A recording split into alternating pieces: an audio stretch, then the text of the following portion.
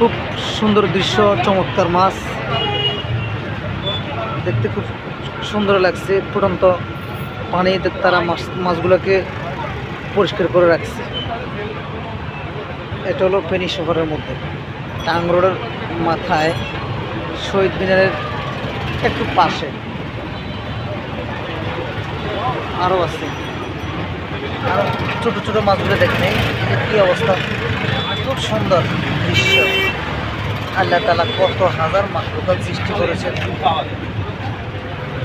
মাছগুলো আমি দেখাচ্ছি, পরিষ্কার দেখা যাচ্ছে।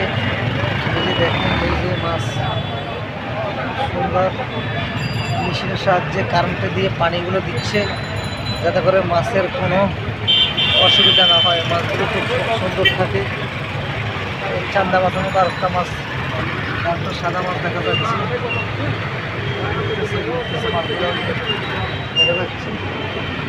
আরও আছে যে মাছগুলোর খুব সুন্দর দৃশ্য। যে আরো আলহামদুলিল্লাহ অত্যন্ত চমৎকার দেখা যাচ্ছে। কি অবস্থা, মাছগুলোর ভিতরে কি একটা পড়ে আছে।